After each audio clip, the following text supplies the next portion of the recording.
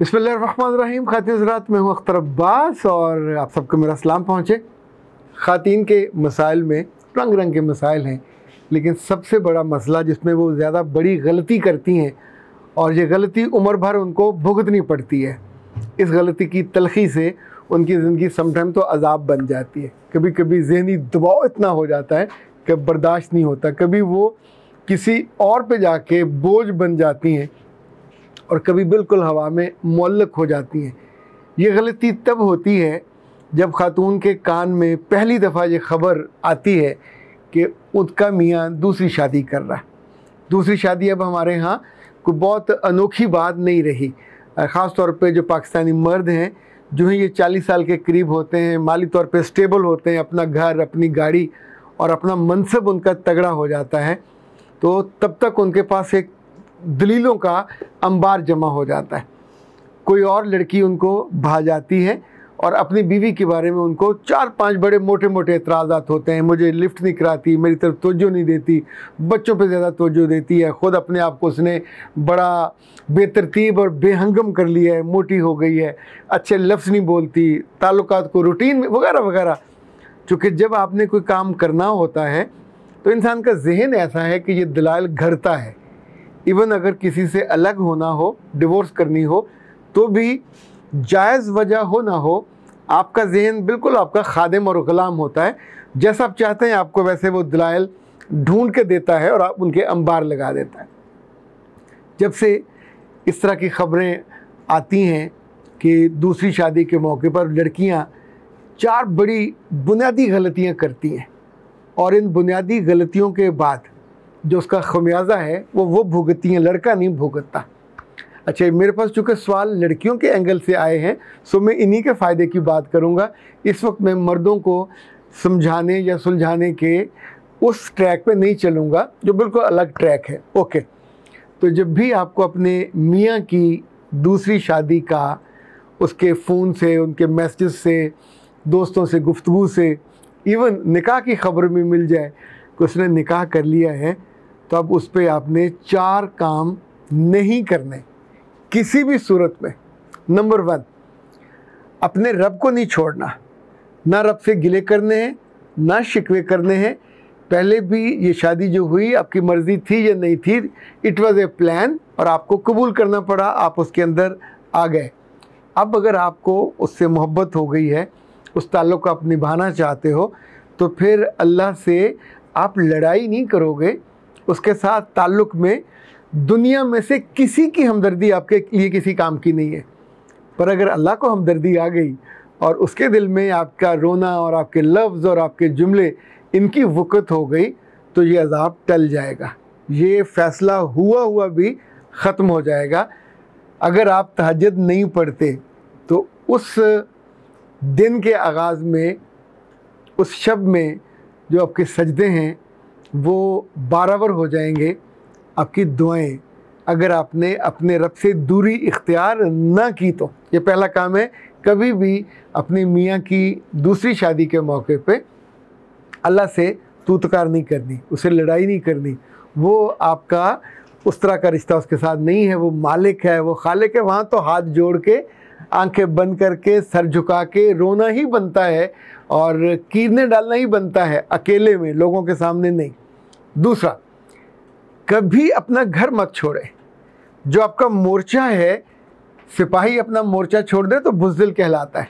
और अगर आपने गुस्से में आके कि मियाँ अब ये करने लगा है, तो इसका मतलब ये हुआ कि आप वो गलती करने लगे हो जो वो सारे चाहते हैं।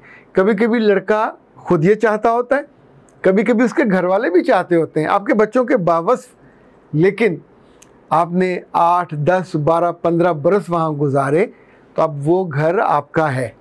वो जो आएगी वो एलियन होगी। सो अपने घर को नहीं छोड़ना, अपने बच्चों को पार्टी नहीं बनाना, अपने बच्चों को उनको नफ़रत अपने बाप के ख़िलाफ़ नहीं सिखानी। यानी ये मामला बड़ों का है, इसमें बच्चों को ना आने दीजिएगा, बहुत कॉम्प्लिकेशन हो जाती है। तीसरी बात, अपने सब्र के पैमाने को छलकने नहीं देना, अपना हौसला छोड़ना नहीं है। वो जो कहते हैं ना, अपनी हिम्मत और ताकत, उसको मजबूती के साथ थामे रखना है। आप एक मजबूत खातून हो, तगड़ी। छोटे छोटे दुश्मन तो बंदा के साथ आते रहते हैं, हम उनसे लड़ते रहते हैं, पर ये एक बड़ा मौका आया है, गुजर जाएगा, ये रुकेगा नहीं, थमेगा नहीं, गुजर जाएगा। पर अगर इस मौके पे आपने लूज़ बॉलिंग करना शुरू कर दी तो चौके लगेंगे, छक्के लगेंगे और आप ग्राउंड से बाहर हो जाओगे। सो सब्र से, तहम्मुल से, बुर्दबारी से और हौसले से, कुछ चीज़ें हैं जिनमें लड़ाई से मामला ठीक नहीं होता। इस मौके पे अगर आपने अपने एहसानात गिनवाने शुरू किए, आपने अपनी कुर्बानियाँ, तुम बीमार हुए थे मैंने तुम्हें दबाया था, तुम्हारे बच्चा नहीं पैदा होता था और मैंने इतना अरसा इंतज़ार किया था, तुम्हारा ख़ानदान ऐसा था और मेरा ख़ानदान यहाँ था, इस लम्हे तो वो गालिब है, आप मगलूब होने वाले हो। अच्छा, मैं इसको एक और एंगल से आपको समझाना चाहूँगा।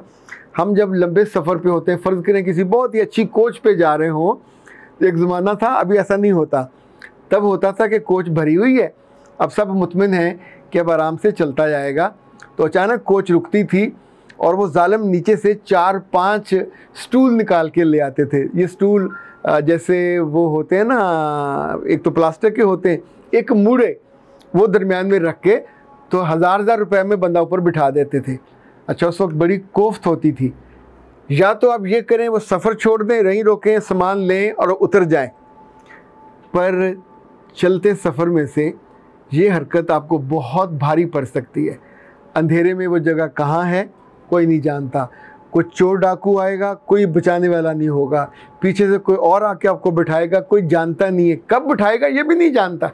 सो अपनी जगह नहीं छोड़नी, अपना वो जो मोर्चा है उस पे कायम दायम रहना है और उस मौके पे अपने लफ्ज़ों को, अपनी आँखों को और अपने इरादों को और अपने एहसासात को, अगर आप मियाँ के साथ उस कमरे तक महदूद रहते हैं तो यूँ समझें आप आने वाले दिनों में उससे अदल और इंसाफ ले लेंगे। पर अगर आपने उसकी बेइज्जती करनी शुरू कर दी, सो चौथा काम ये करना है कि कभी मियाँ की बेइज्जती और रुसवाई वाले कोई काम की पार्टी नहीं बनना। अब अपने घर वालों को बताओगे, आपके भाई आएंगे, वो लड़ेंगे, आपको उजाड़ के ले जाएंगे। अपने माँ बाप को बताओगे, वो भी रोएंगे, आप भी रोएंगी, उनको गालियाँ निकालेंगे, उनको ताने देंगे, रिश्ता कराने वाले को दरमियान में लेके आएंगे। एंड ऑफ द डे आप उजड़ जाओगे। सो उजड़ना इज़ नॉट द ऑब्जेक्टिव। अगर उजड़ना है तो हम पहले कदम पे उजड़ जाते हैं, पर ये वाइज डिसीजन नहीं होगा। इसकी 100 कॉम्प्लिकेशंस हैं, वो फिर किसी मौके पे बयान करेंगे। अभी तो हम इस बात पे फोकस्ड हैं कि अगर ये ख़बर आप तक आ जाती है, अभी मैच्योर हुई है या नहीं हुई, तो कौन सी चीज़ें जो आपने नहीं करनी, हम नहीं करने पे फोकस कर रहे हैं।